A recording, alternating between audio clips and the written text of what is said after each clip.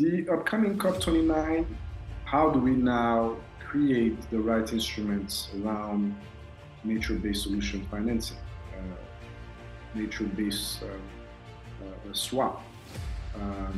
How do we ensure that we create the right structures for us to invest in the future of our nature? For ACS 2025 is really the commitments of Africa of making sure that we've been able to move from some of the commitments of the past, of the successful 2023 ACS, in identifying new potential source of funding. And hi, my name is Hubert Ruzibiza. I'm a Senior Climate Finance Advisor for the Africa Green Infrastructure Investment Bank, and I'm Africa Climate Ambassador 2023. So my role as a Senior Climate Finance Advisor for the Africa Green Infrastructure Investment Bank is mainly through the platform to support green infrastructure investments at large. So we have, of course, the NDC, the National Determined Contribution on the continent, both in adaptation and mitigation, which we are providing. We are structuring the pipeline. We are providing also a bridge to other potential capital, from sovereign wealth funds to pension funds and many other multilateral development banks, and always towards a sort of a blended investment structure in order to de-risk, but also to give more chance of success for those projects to be invested. Why I joined climate change? I've been in climate change for almost 15 years, slightly more. My career took a different path, but it just got confirmed for the past 7 years that, besides the finance, the public finance and partnership and resource mobilization aspects in my career, that I've embraced the climate change as as a key focus for my career. And I do that through climate finance in particular. For the first time, Africa hosted its first ever climate summit of that magnitude. And for those who know, it was also the continuity since the Global Financing Pact of the Paris Summit. And then we have our own Africa Climate Summit, in which the outcome was the Nairobi Declaration. And the Nairobi Declaration suggest or confirm the commitments of countries in different multilateral institutions in investing in sustainable sectors. So more than $100 billion of commitments in various sectors. So as a climate finance professional, to me, it was the most important meeting convening on the continent in our sector. COP means the Conference of the Parties. I mean, as most of you are aware, each and every year we're trying to bring together the whole world, negotiators, activists, investors, but essentially on the negotiation side to agree on the reductions of the global emission. But as we are moving towards a negotiation around the 1.5 degree Celsius, what is the most important is, at least what we can see, the trend is for the past, for several COPs, and since Glasgow, and even up to the COP28 in Dubai, and I think even in Baku, it will also happen. A strong emphasis on energy financing, and but as we move towards COP30 in Brazil, we're likely to see more emphasis on nature-based solution. So for me, beyond the global meetings and the negotiation aspects, for me, is the opportunity to remind the whole world about our commitments and ensuring that it translates into clear, actionable plans, particularly on investments.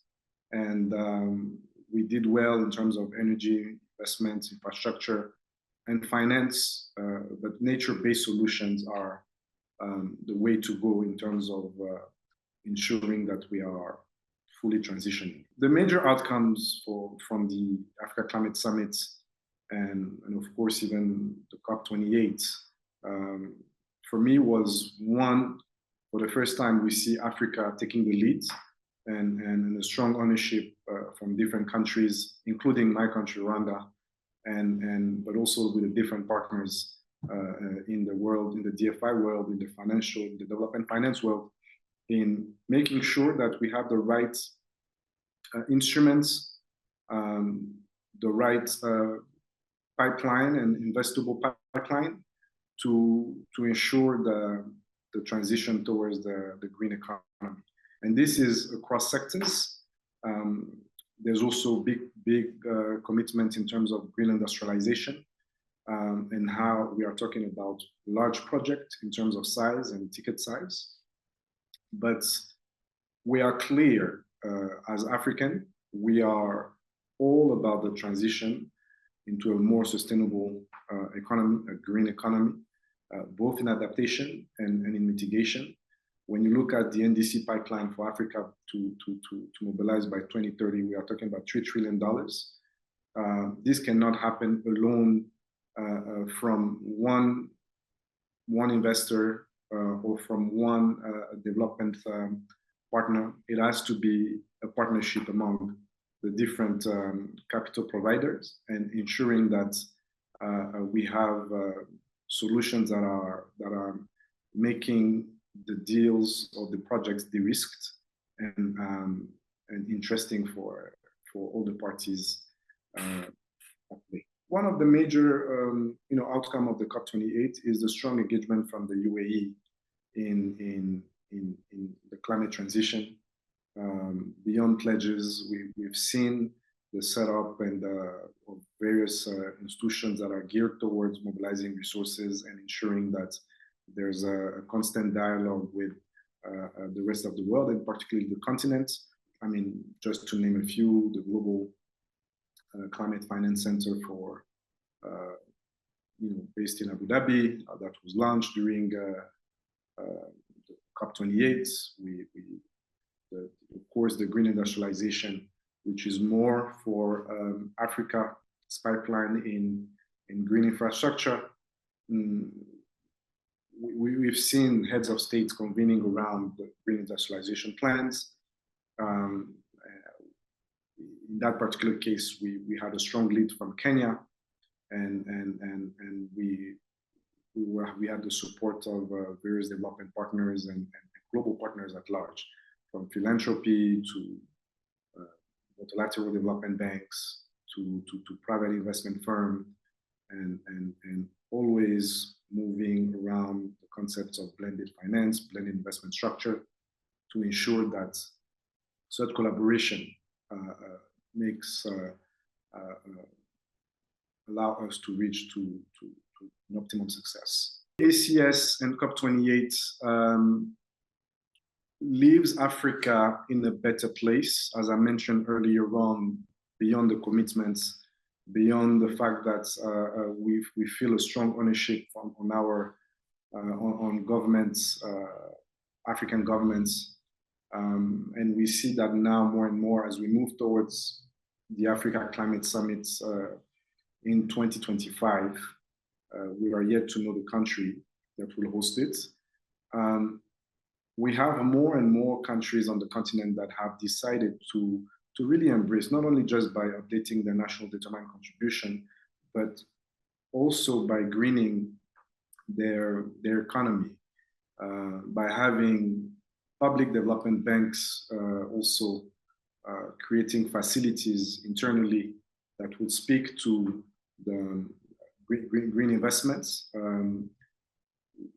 mean, I was very at the forefront of creating the network of green banks on the continent, and we can see that that is growing across the continent. So for me, that's the most important. The foundations have been laid down. So what needs to happen is the constant dialogue and the constant support from the various capital providers around the right investment structures that will allow capital to flow in Africa, but also having partnership that could allow also global souths to partners. I mean, I see sovereign wealth funds from the UAE, from South Asia, looking for interesting pipelines in Africa. So those are the next levels of partnership we want to establish, and ensuring that we can reach a success, because to finance the 3 trillion, it will require a strong partnership amongst capital provider. The loss and damage fund is probably one of the greatest initiatives or outcome of the previous COP. I think the most important is to ensure that we have an institution that is not bureaucratic, an institution that provides a direct access to countries that have been affected by a disaster, an institution that gets to be closer to the countries really affected, be it in Africa, South Asia, in the islands, and so on. So yes, while I believe we reached some level of commitment of $600 million, slightly more. We are still fundraising, I guess, globally. How do we ensure that we create new mechanism for collection, for the loss and damage fund to collect immediately? Is it through penalties, environmental penalties at a global level? And should we position the loss and damage funds as the main collectors of those penalties? And yes, how do we ensure that we have instruments that are allowing a portion of each transaction to go also for the loss and damage funds, and ensuring that we are not putting countries' balance sheets at risk whenever there's a crisis, there's a disaster. And by balance sheets, I mean, what I'm trying to say is the economic resources of a countries that were dedicated for, let's say, certain projects, because of the disaster, will have to be used. Or how do we reduce, the dependency with the existing financial architecture, which is somehow linked to even our own way of managing our own budgets at the country level. So having the loss and damage fund is the right approach. Ensuring the loss and damage fund is well funded is another point to make. But from an operationalization and from, I would say, a systemic approach, how do we ensure that the fund is not bureaucratic? To the contrary, countries can have the direct access. Countries that have been affected by the disasters can have direct access. So I've been at the forefront of mobilizing resources and climate finance at large for large projects. So we tend to think about investments, job creation, prosperity, wealth creation for the continent and for our global south at large. But we also tend to forget that this part of the world is also affected by climate change. And that still requires funding. And that funding, so I'm referring to the point earlier on our own balance sheets as governments, as countries on the continent. So why putting at risk funding that we're targeting, that we're supposed to go for investments, and now has to rehabilitate, you know, affected areas. So which is also has a cost. So for me, it's not an either or. It has to go together, because this is also the reality of climate change and the negative impact of climate change. But if we don't do the work of ensuring the climate resiliency across the board of our pipelines, of our projects, linking ministries of environment and ministries of finance, having the right, I would say, investment vehicles through national development banks, through national green funds, through greening the entire ecosystems, we are putting ourselves to risk, and risk that will be felt in our own development. So having a fund such as a loss and damage fund globally, to me, aims at addressing those challenges. And again, it's a great initiative, but the processes, the operationalization, the disbursements for countries that are affected by any natural disaster will be very key. You don't want any country an affected country to wait forever and wait for a response with a certain country or certain government or their own government that don't have the necessary resources. So you really want that loss and damage fund to really be activated and being given, having a mechanism that provides a direct access to countries that have been affected by a natural disaster. World Bank administering the loss and damage funds, it's by design. It has been done by design. It has been decided at the last board and how it will be operationalized. The most important, as I mentioned, it's in terms of its operationalization. The loss and damage fund, it's not, I don't think it would be a sister organization to the likes of the Green Climate Fund, Climate Investment Fund, but also any multilateral development finance institutions, including the World Bank, which is the administrator. The most important is the mechanism that will allow flow of funding or flow of compensation to countries that have been affected by disaster. So my hope is the fact that it is administrated by the World Bank. We will not find ourselves into the same an old model that is already experienced by Global South or Africa in general when we deal with such institutions. The upcoming COP29, for me, as I mentioned, so the past COPs, especially from Glasgow and up to now, we'll discuss a lot on energy financing, clean energy infrastructure, and finance and climate finance. But as we move towards COP30, the nature-based solutions will emerge. Africa is well endowed with natural capital account and nature-based environments.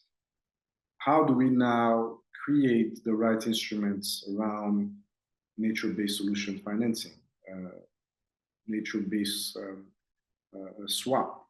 How do we ensure that we create the right structures for us to invest in the future of our nature? I think that's one of the most important outcome for me as an expert, as a professional in the field. For ACS 2025 is really the commitments of Africa of making sure that we've been able to move from some of the commitments of the past, of the successful 2023 ACS in identifying new potential source of funding, and through the partnership that I've just explained earlier on, with pension funds, sovereign wealth fund, identifying the right vehicle on the continent that will allow the deployment of capital at speed and at scale. And yes, ensuring that we are not far from the actual targets of the 3 trillion that we need to mobilize by the year 2030. And most importantly, ensuring that we have governments, leadership at the highest level, embedding resources around climate diplomacy, climate finance at their highest office. I mean, a good example is I think Kenya and Sierra Leone. They've been able to have climate envoy in their respective big office, and if we can bring the same in many countries on the continent, that will allow also Africa to be at the highest table for key conversations around climate diplomacy, but also climate finance and ensuring Africa's ownership at the highest level. We are moving towards, I would say, we have enough initiatives on the continent. I guess what we need to walk the talk. Greening our economy is it's paramount. Making sure that we have the right, investment vehicles.